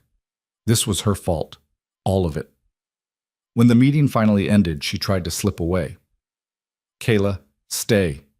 Draven's voice stopped her. The room emptied until it was just the two of them. You meant it, he said quietly. You were really going to go back to him. I'm not worth dying for. That's the second time you've said that, and it's the second time you've been wrong. He walked closer. Do you know why Rowan is really doing this? Because you took what he thinks is his. No, because you escaped what he planned for you, and that terrifies him. She blinked. What?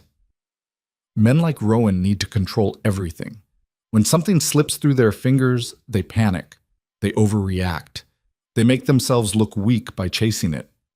He paused. You didn't just escape him, Kayla. You humiliated him. And now he's using an army to get his pride back. I didn't mean to. It doesn't matter what you meant. It matters what you did. You survived. You adapted. You became something more than what they said you could be. His eyes held hers. That's worth fighting for. Even if people die? People die in war regardless. At least this time we're dying for something that matters. She didn't know what to say to that. Draven turned towards the window. I'm going to tell you something I've never told anyone else. When I was young, your age, I watched my father execute a girl. She was wolfless, weak by pack standards. But she'd spoken out against him, challenged his authority in front of the pack. Kayla's stomach turned. He made an example of her, said it was necessary to maintain order. Draven's voice was distant. I watched her die, and I did nothing, because I was scared, because I believed him when he said strength was the only thing that mattered. He turned back to her. I built this dominion on a different principle. That strength comes in many forms. Intelligence, courage, resilience, the ability to see what others miss. He paused. You have all of those things. And if I let Rowan take you, I'm saying my father was right. That the only thing that matters is who has the biggest teeth. I'm not worth proving a point. You're not a point. You're a person, and you deserve the same protection as anyone else here. Silence stretched between them. Finally, Kayla spoke. If we're going to war, let me help. You are helping. No, I mean really help. You said I see things others don't. Let me use that. How? An idea was forming, dangerous, probably stupid, but maybe. Rowan is building an alliance, 10 packs working together. That's never happened in the South. They hate each other. So what's holding them together? Fear of you, greed, or something else? She met his eyes. Let me find out. How would you do that? I don't know yet, but I'll figure it out. He studied her for a long moment, then nodded slowly. All right, but you work with Lyra. No solo missions, no unnecessary risks. Agreed. Good. Because if you get yourself killed trying to be a hero, I'll drag you back from the dead just to yell at you. She almost smiled. Understood. Bitchy. Over the next 3 weeks, Kayla threw herself into research. She studied maps, read reports, interviewed refugees from the Southern Territories. Piece by piece, a picture emerged. The 10 packs weren't unified by ideology. They were unified by necessity. Rowan had offered them something they all needed, protection from Draven's expansion. But more than that, he'd offered them hope, a vision of the South staying independent, free from Northern rule. It was smart, and it would work unless they could break the alliance. Kayla took her findings to Draven one night. He listened without interrupting. The key is the Reed Pack, she said, pointing at the map. They're the weakest link. They only joined because they're surrounded by Rowan's allies. If we could guarantee their safety, they'd break ranks, Draven finished. Possibly. And if they break ranks, the others start questioning their commitment. Doubt spreads. He nodded. It's good strategy, but how do we reach them? Rowan's watching every border. We don't reach them. We make them reach us. How? Kayla pulled out a carefully written letter. We spread a rumor that you're offering pardons to any pack that switches sides within the next month. Full autonomy, reduced tribute, protection guarantees. That's a significant concession. It's a bluff. We only need one pack to believe it. Once word spreads that Reed is negotiating, the others will panic, start making their own deals. Draven read the letter, then looked at her. This is manipulative. Yes. Ruthless. Yes. I like it. He called for a messenger. Send this to our spies in Reed territory. Make sure it gets into the right hands. The messenger left. Draven poured 2 cups of wine. You're getting good at this. At what? Strategy, politics, the kind of thinking that wins wars without fighting them. I had a good teacher. I haven't taught you this. This is all you. He handed her a cup. You see the cracks in systems, the pressure points. It's a rare gift. It's not a gift, it's survival. When you're powerless, you learn to find weaknesses in powerful things. And now that you're not powerless, she sipped the wine. I'm still learning what that means. The plan worked better than expected. Within 2 weeks, word came that Reed was secretly negotiating with Draven's emissaries. Within 3 weeks, 2 more packs had sent envoys. Rowan's alliance was fracturing. And then the messengers arrived. 3 of them. From 3 different packs. All with the same message. They were abandoning Rowan's coalition. They wanted peace. The Great Hall erupted in celebration. Kayla stood at the edge of the room, watching. She'd done this. Her plan. Her strategy. Draven caught her eye across the hall and raised his cup. She raised hers back. But the victory was short-lived. That night a rider came. Exhausted. Terrified. Rowan's marching, he gasped. 7,000 wolves. He's not waiting for the alliance anymore. He's coming alone. The room went silent. 7,000. Even with the defections, that was more than Draven could field. When will he arrive? Draven asked, his voice calm. 4 days. Maybe less. Draven nodded. Summon the War Council. Now.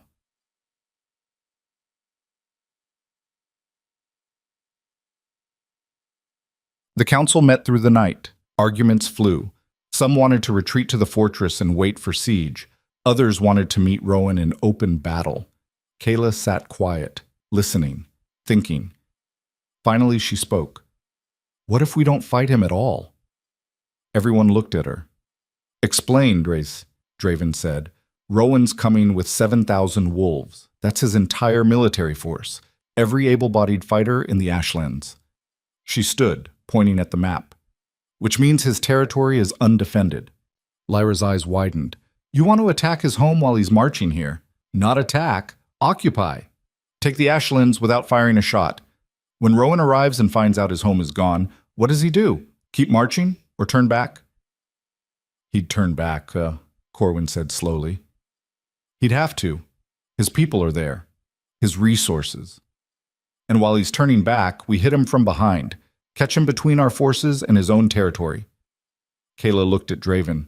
It's a gamble, but it's better odds than a straight fight. Silence. Then Draven smiled. Actually smiled. It's brilliant. Lyra was already calculating. We'd need to move fast, like cavalry.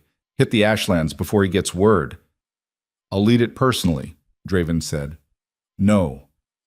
Kayla's voice was sharp. You need to stay here. If Rowan finds out you're gone, the plan falls apart. He needs to think you're preparing to defend the fortress. She's right, Lyra said. I'll lead the cavalry. You hold the fortress? Draven looked like he wanted to argue, then nodded. Fine, but I want hourly reports. You'll get them. Plans were made, resources allocated, soldiers prepared. As the meeting broke up, Draven pulled Kayla aside. This was your idea. If it works, you'll have saved thousands of lives. And if it doesn't, then we fight and probably die. He paused. But at least we'll die trying something smart instead of something brutal. That's not very reassuring. It wasn't meant to be. It was meant to be honest. She appreciated that. Lyra left before dawn with 2,000 cavalry. Fast, light, deadly. Kayla watched them go from the fortress walls, her stomach tight with nerves. Everything depended on speed, on Rowan not finding out until it was too late.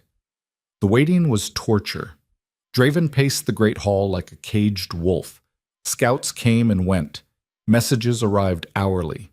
Day 1. Lyra's force was making good time. Day 2. Rowan was still marching north, unaware. Day 3. Lyra had reached the Ashlands. Minimal resistance. Occupation successful. Day 4. Rowan received word. His army stopped, turned around. Day 5. Battle. The reports came in fragments. Lyra's forces harrying Rowan's rear, Rowan trying to protect his flanks while racing home, casualties mounting on both sides. Then, nothing. 6 hours of silence. Kayla couldn't eat, couldn't sleep. She stood on the walls staring south, willing a messenger to appear. Finally, at sunset, a rider came, covered in blood, barely staying in the saddle. He collapsed in the courtyard. Draven was there in seconds. Report. The rider coughed. We won. Rowan's forces, scattered. He's fleeing, back to the Ashlands. Casualties? Heavy, both sides, but we held. Draven helped the man to his feet. Where's Lyra? Pursuing. She says to tell you. He swayed. The wolfless girl's plan worked. He passed out. Draven turned to Kayla. His expression was unreadable. Then he crossed the courtyard and pulled her into a brief, fierce embrace. You did it, he said quietly. Lyra did it. The soldiers did it. You gave them a plan worth fighting for. He released her, stepping back. Come on, we need to prepare for the next phase. There's a next phase? There's always a next phase. Lyra returned 3 days later with prisoners, officers, mid-level commanders, people who knew how Rowan's operation worked, but no Rowan. He escaped, Lyra reported, clearly furious, slipped away during the chaos, could be anywhere. He'll come back, Draven said. Men like him always do. Then we'll be ready.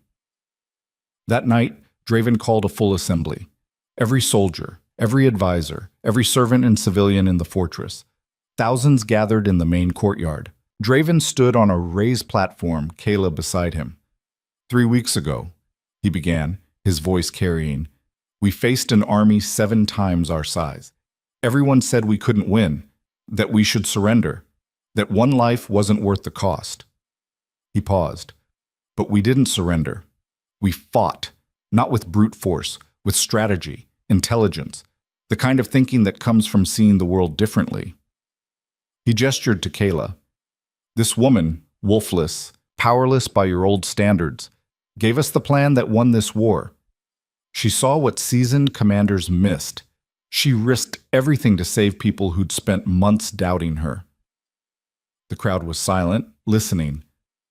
I brought her here because I saw potential, but she didn't just meet that potential. She exceeded it. He looked at her.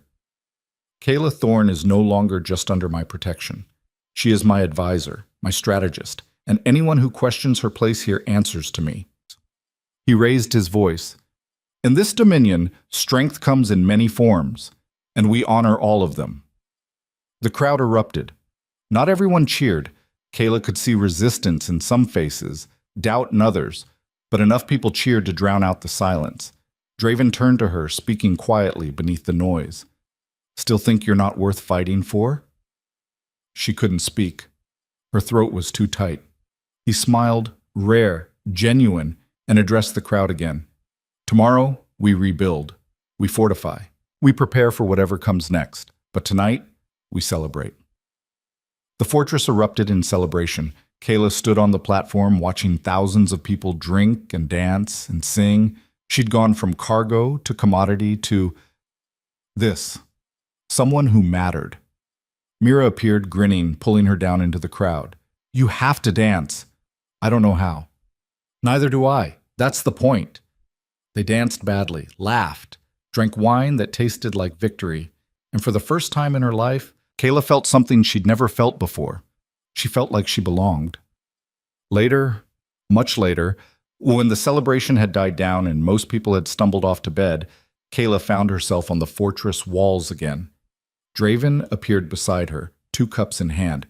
"Thought you might be up here. Too much noise down there." "Noise is good. It means people are alive." He handed her a cup. "You did well tonight." "I didn't do anything. You're the one who gave the speech. I gave the words. You gave them the reason to listen." They stood in comfortable silence, watching stars wheel overhead. "What happens now?" Kayla asked. "Now, we deal with the packs that stayed loyal to Rowan. We hunt him down. We rebuild the South into something better than what it was." "That's a lot." "Yes," he paused. "But we don't have to do it all at once." "What about me? What's my role in all this?" He looked at her. "Whatever you want it to be, advisor, strategist, pain in my ass." A slight smile. "You've earned the right to choose." She thought about that. About the girl she'd been 2 months ago, powerless, invisible, waiting to be traded like livestock. And the woman she was now, still scared, still learning, but no longer powerless.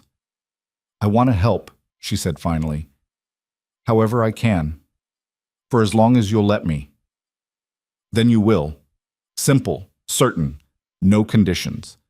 She looked at him, really looked, at the scars and the silver hair and the eyes that had seen too much but never looked away. "Why did you really bring me here?" she asked. "The truth." He was quiet for a long moment. "Because when I saw you standing in that hall, surrounded by people who wanted you erased, you didn't bow, you didn't break, you just stood." He met her eyes. "And I thought, if someone that alone can be that strong, imagine what she could do with support." "You took a hell of a risk." "The best risk I ever took." Dawn was breaking, pink light spilling across the mountains. A new day, a new chapter. Somewhere out there, Rowan was planning his next move. Other enemies were watching. The world was still dangerous, but for the first time in her life, Kayla wasn't facing it alone. She had a place, a purpose, a chance to be more than what anyone said she could be. And she was just getting started. And she was just getting started. The aftermath of war was messier than the war itself. Rowan's territories fell into chaos. Former allies turned on each other. Refugees flooded north seeking safety. Supply lines collapsed. Entire villages burned as desperate packs fought over scraps. Kayla stood in the council chamber, staring at reports that painted a picture of devastation. She'd won the war. But winning hadn't solved anything. It had just exposed how broken the South really was. "We need to send aid," she said. Lord Corwin shook his head. "We can't afford it. Our own resources are stretched thin from the campaign. Then we'll stretch them thinner. These are our territories now, our people. They were Rowan's people. Let them sort themselves out. That's how you create the next Rowan." Kayla looked around the table. "We either help them rebuild or we watch them burn and fight them again in 5 years. Draven leaned forward. "What do you propose?" "Food shipments, medical supplies, peacekeeping forces to stop the infighting." She pointed at the map. "And we establish local councils, give them a voice in their own governance." "That's radical," someone muttered. "So is putting a wolfless girl in the war council?" Kayla shot back. "How'd that work out?" A few uncomfortable laughs. Draven nodded. "Do it. Coordinate with Lyra on the peacekeeping forces. I want weekly reports on progress." Corwin's face darkened, but he didn't argue. The meeting continued for hours. Every decision felt like pushing a boulder uphill. But slowly, piece by piece, they built a framework for reconstruction. When it finally ended, Kayla was exhausted. She found Mira waiting outside with food and sympathy. "You look terrible." "Thanks. I mean it as a compliment. You look like someone who's been working too hard to care what they look like." Mira grinned. "It's very heroic." "I don't feel heroic. I feel tired. That's what heroes feel like. The legends just leave that part out." She handed over a basket. "Eat, and then get some sleep. You're no good to anyone if you collapse." Kayla took the food gratefully. "When did you get so bossy?" I learned from the best. Mira winked and disappeared down the corridor. Kayla ate alone in her room, watching the sun set. Tomorrow would bring more meetings, more problems, more people who thought she didn't belong. But tonight, she'd take the win. 3 weeks later, messengers arrived from the south. The aid missions were working, villages were rebuilding. The local councils were forming, hesitant but hopeful. For the first time in decades, the southern territories weren't preparing for war. But there was other news too. Rowan had been spotted, not hiding, not fleeing, building. He's gathering rogues, Lyra reported, pointing at the map. Outcasts, criminals, anyone with a grudge against the Dominion. Last count put his force at maybe 300. That's nothing, Corwin said dismissively. We crushed 7,000. What's he going to do with 300? Create chaos, Kayla said quietly. He doesn't need an army, just enough people to raid supply lines, burn villages, make us look weak. Draven's expression was grim. Guerrilla tactics. Exactly, and it'll work. Every village we lose, every caravan he destroys, it makes people doubt we can protect them. So what do we do? Lyra asked. Kayla stared at the map. Rowan was smart. He'd learned from his defeat. He wouldn't fight them head on again. But he had a weakness. He needs recruits, she said slowly. Every rogue he picks up is someone desperate, someone with nothing to lose. So we give them something to lose. We offer amnesty. Any rogue who abandons Rowan gets a pardon and a chance to join the new order. Corwin scoffed. You want to reward criminals? Us. I want to drain his recruitment pool. Every person who takes the amnesty is one less soldier he has. Draven nodded. It's smart, but it won't get all of them. Some will stay loyal to Rowan. Then we deal with those separately, but we shrink his force first. Do it. The amnesty proclamation went out within days. Messengers spread it across the southern territories. Heralds read it in every village square. Lay down your arms. Return to the peace. All crimes forgiven. It was a gamble. For 2 weeks, nothing happened. Then they started coming. One at a time at first, then in groups. Rogues who'd been fighting for scraps suddenly offered a chance at something better. By the end of the month, Rowan's force had shrunk to barely 100. But the 100 who stayed were the true believers, the ones who wanted blood more than peace. And Rowan still had one card left to play. He sent a message directly to Draven. Meet me. Alone. At the border. Or I start killing your people one village at a time. The council erupted. It's a trap, Lyra said immediately. He'll have archers in the trees, an ambush waiting. Of course it's a trap, Draven agreed.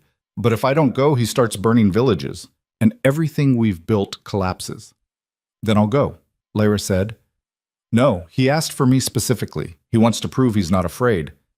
Then take a battalion, surround the meeting point. That defeats the purpose, he said alone. Kayla had been quiet, thinking. Now she spoke. What if he didn't meet you? Everyone looked at her. What if I went instead?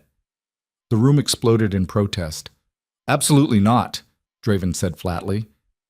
He wants to kill you. He wants revenge. But what he really wants is to prove he's still powerful. She stood. I'm what he lost. The bride he was supposed to break. If I show up instead of you, it throws him off balance. It also gets you killed. Maybe.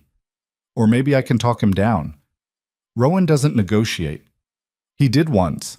He built an alliance of 10 packs. That took negotiation, compromise. She paused. He's desperate now. Desperate people make mistakes.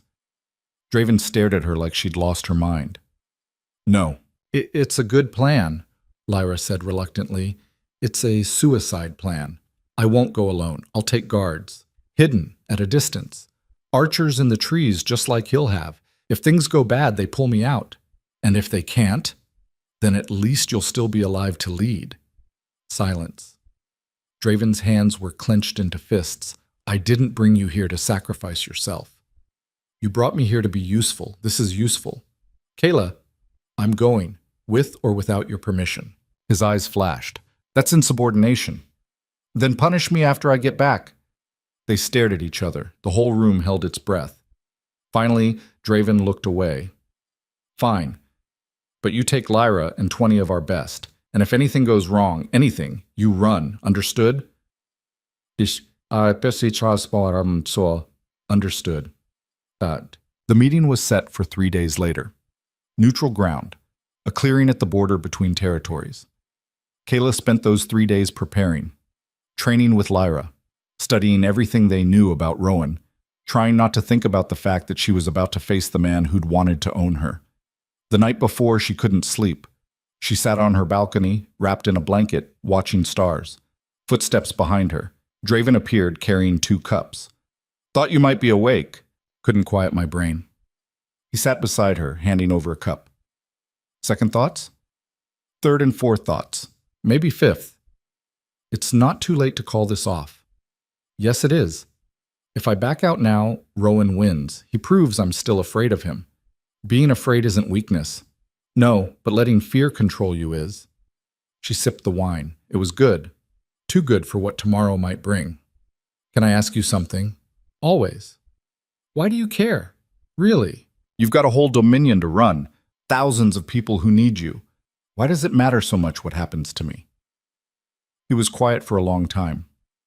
When I was building this place, he finally said, I wanted it to be different. Not just another pack where strength was the only thing that mattered. I wanted it to prove that people could be valued for more than their ability to fight. And I'm your proof of concept. You were, at first. He looked at her. But somewhere along the way, you became more than that. You became someone I actually give a damn about. And the thought of you walking into danger makes me want to burn the world down to keep you safe. Her breath caught. But I can't, he continued, because you're right. This is the smart play, and you're brave enough to make it. He paused. Just promise me you'll come back. I promise. Liar. She smiled slightly. Yeah. They sat in silence, drinking wine, watching the night. If I don't come back, Kayla said quietly, don't let this place turn into what I escaped. Keep pushing. Keep proving that different can be better. If you don't come back, I'm going to be insufferable about it. I'll probably start a monument, name things after you, make you into a legend. Please don't. Too late. I'm already planning the statue. She laughed despite herself. You're terrible at comfort. I know. It's a character flaw. They finished their wine. Dawn was coming. Pink light on the horizon. Draven stood. Get some rest. You've got a warlord to outsmart tomorrow. Just another day in the Dominion. He paused at the door. Kayla? Yeah? For what it's worth, you're the bravest person I've ever met. He left before she could respond.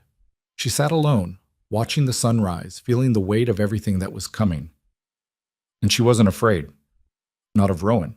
Not of death. She was afraid of failing, of proving everyone right who said she didn't belong. But that fear would have to wait. She had work to do. The clearing was exactly as described. Open, surrounded by trees, perfect for an ambush. Kayla rode in with Lyre and 3 visible guards. 17 more were hidden in the forest, bows ready. Rowan was already there. He looked different than she'd imagined, not the savage beast from the stories. Just a man, big, scarred, going gray at the temples. He sat on a horse at the far end of the clearing, flanked by a dozen fighters who looked like they'd crawled out of nightmares. Kayla rode forward alone. She could feel Lyra's tension behind her. One wrong move and arrows would fly from both sides. She stopped 10 feet from Rowan. He stared at her, expression unreadable. You're not Draven, he said finally. No. Where is he? Somewhere you can't touch him. Rowan's jaw tightened.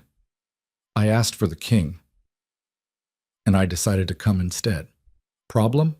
You've got nerve, I'll give you that. He dismounted, walking closer. I was going to break you. Did you know that? Your father sold you to me. My property. My bride. I was never yours. You were promised to me. That makes you mine. Promises made about me without my consent don't count. He laughed, bitter, ugly. That's not how the world works. It is now. Because Draven says so? Because I say so. He stopped a few feet away. You're different. When I saw you in your father's hall, you were nobody, a ghost. Now you're... He studied her. What are you now? Someone who's not afraid of you. You should be.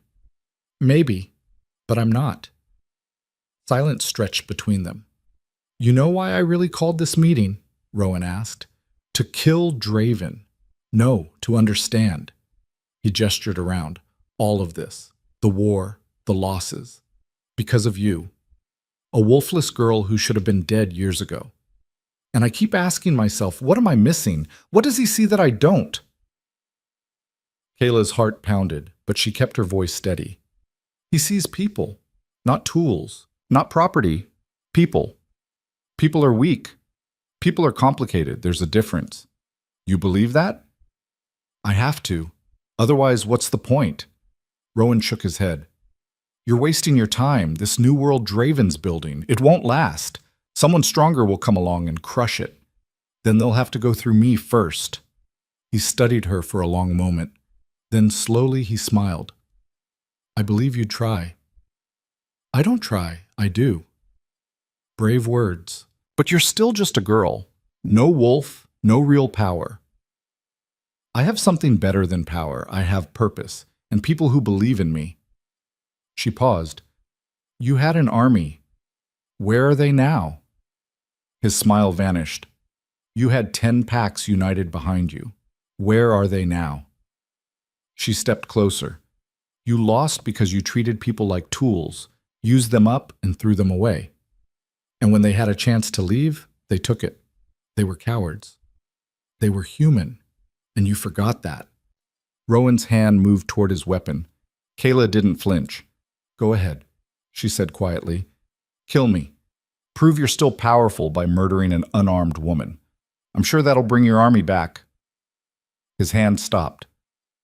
You wanted to understand what Draven sees in me? This is it. I'm not afraid to die for something that matters. Are you? Silence.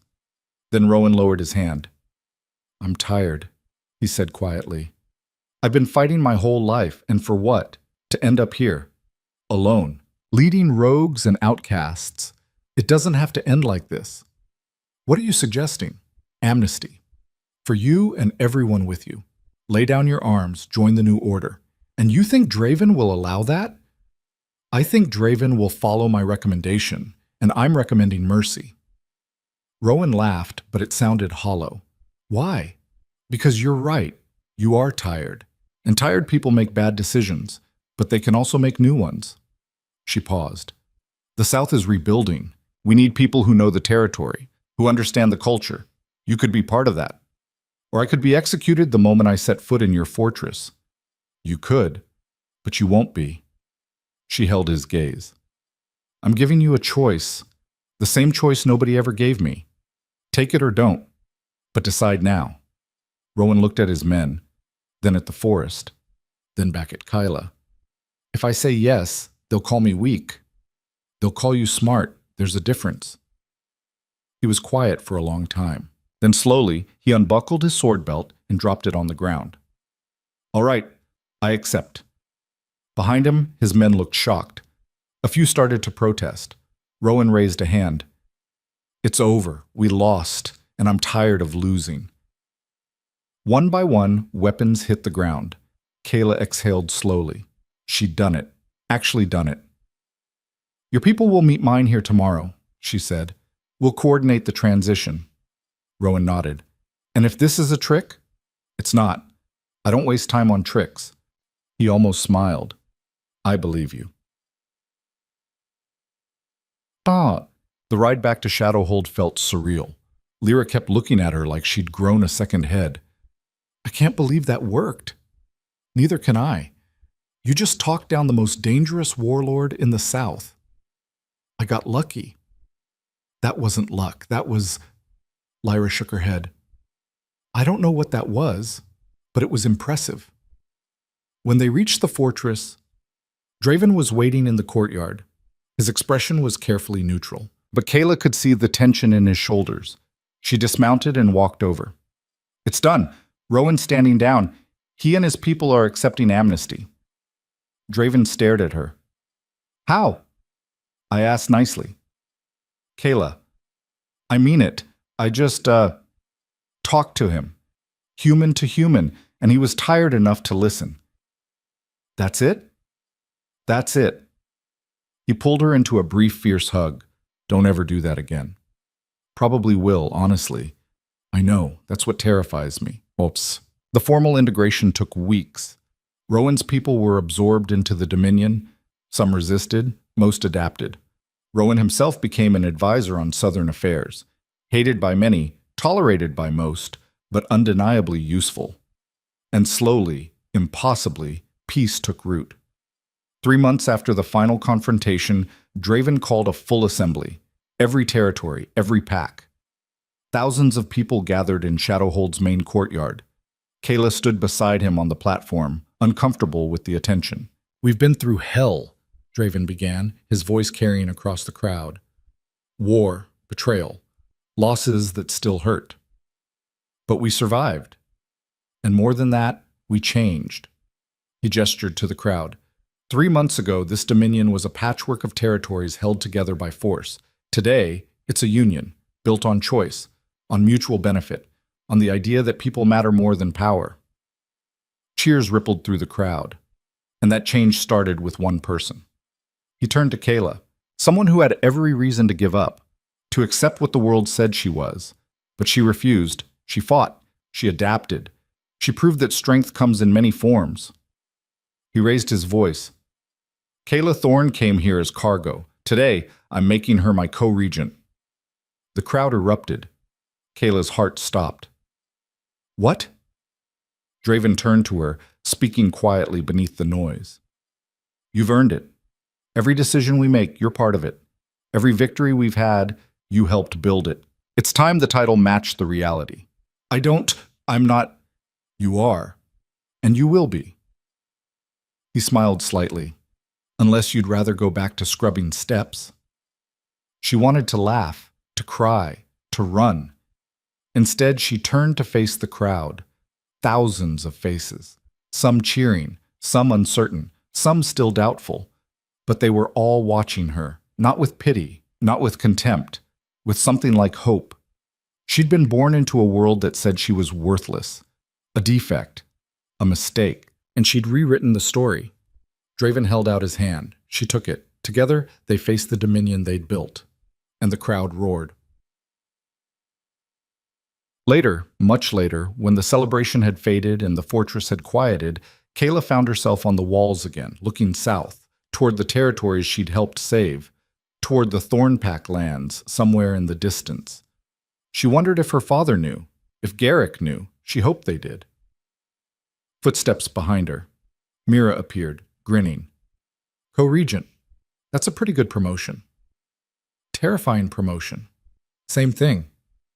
Mira leaned on the wall beside her. You know what's funny? What? When you first got here, I thought you'd last maybe a week. You looked like the wind could knock you over. I felt like it could.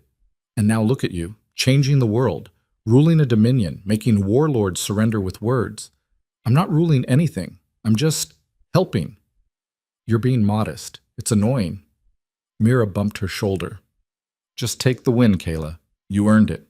Maybe she had. She'd survived the Thornpack, survived the journey north, survived assassination attempts and war councils and battles she had no business winning. She'd survived by being smart, adaptable, unwilling to accept what people said she was. And somewhere along the way, she'd stopped surviving and started living. Draven appeared on the wall, carrying wine. Thought I'd find you two up here. We were just talking about how great Kayla is, Mira said cheerfully. My favorite subject. He handed them cups. To the woman who proved everyone wrong. They drank. Mira excused herself, leaving them alone. Kayla and Draven stood in comfortable silence, watching the stars. Do you ever think about what would have happened if you'd left me there? Kayla asked quietly. Every day. And I'm grateful I didn't listen to logic, because logic said you were a distraction, a liability, something to be left behind. He paused. But instinct said you were worth the risk. Best risk you ever took? Only risk that mattered. She smiled. You're getting sentimental in your old age. I'm allowed. I just made a wolfless girl a queen. Co-regent, not quite a queen. Give it time. They stood together, watching the dominion they'd built spread out below them. Lights in windows, smoke from chimneys, the sound of life continuing. Somewhere out there, people were sleeping safely, rebuilding, hoping, because a girl who was supposed to be worthless had refused to accept that story. What do we do now? Kayla asked. Now? Draven considered. We keep building, keep pushing, keep proving that different can work. That's a lot of work. Yes. Good thing I'm not afraid of work. He smiled. Good thing. Dawn was coming, pink light on the horizon, a new day, a new chapter. Kayla had been born with nothing, no wolf, no power, no future, and she'd become everything. Not because the world changed, because she refused to let it break her. She took Draven's hand. Together, they watched the sun rise over a dominion built on the idea that everyone, wolfless or not, powerful or not, deserved a chance to matter. And as light spilled across the mountains, Kayla realized something. She wasn't fighting to prove herself anymore. She'd already won. The girl without a wolf had become the woman who changed the world. And this was just the beginning.